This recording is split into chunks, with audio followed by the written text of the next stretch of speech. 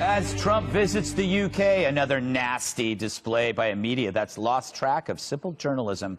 First, some hack told the president about an anti-Trump rant by Duchess Meghan.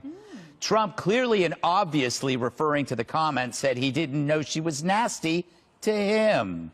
The press portrayed it as Trump calling her nasty. And with as misogynistic as Trump is and so vocal about it. President Trump said he did not know about these comments, called her nasty, but then sort of seemed to bury the hatchet and said, I'm sure she'll do great, I'm sure she'll do well, and moved on. Trump referred to Meghan Markle, the Duchess of Sussex, as, quote, nasty in an interview with the British tabloid The Sun. Are you sorry not to see her because she wasn't so nice about you during the campaign? I don't know if you saw that. I didn't know that, no. Yeah. I didn't know that. No, I hope she's okay.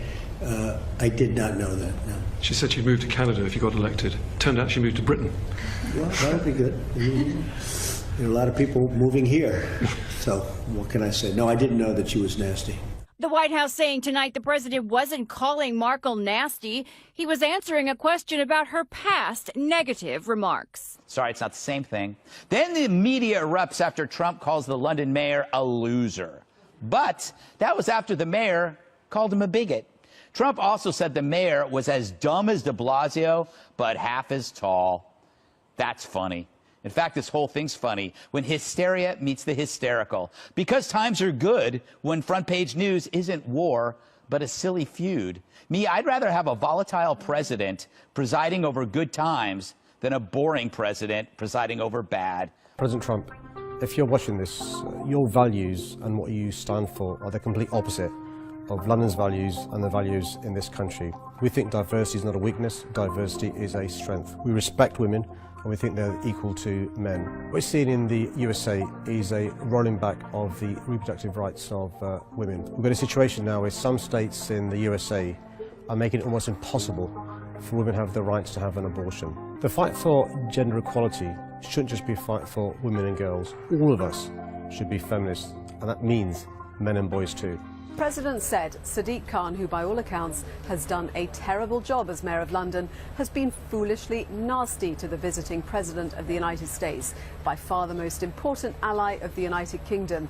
He is a stone-cold loser who should focus on crime in London, not me. Khan reminds me very much of our very dumb and incompetent Mayor of NYC, de Blasio, who's also done a terrible job, only half his height. In any event, I look forward to being a great friend to the United Kingdom and am looking very much forward to my visit. Meanwhile, Sky News touts a balloon. When your analysis is reduced to a blow-up toy, maybe London's adults have finally left the building. But that's our media and its European clones. Always wrong on the big things. It comes down to the media's three favorite words: we know best. And the three words that they will never say that could save them: we were wrong. So they protest Trump as a populism sweeps their country. It's something everyone sees but them. The rise of the Brexit Party, made possible by the media's blanket smear of the average Brit, has now made that their Trump.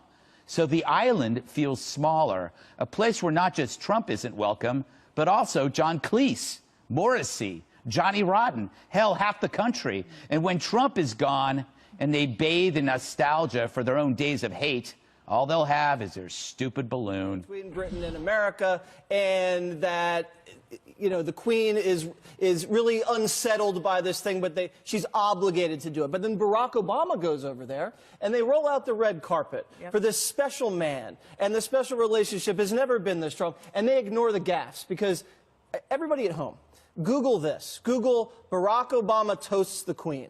It was one of the most humiliating gaffes you'll ever see on television. He gets up there, and he tries to toast the Queen of England, and he goes like this to cheers her, and she doesn't even pick up her glass.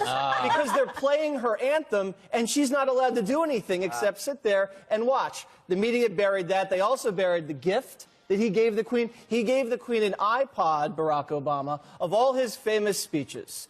And that would be like Donald Trump signing a copy of Art of the Deal and giving it to the Queen. I think he might. Hasn't he done that? He probably has. This realm, this England, to the Queen.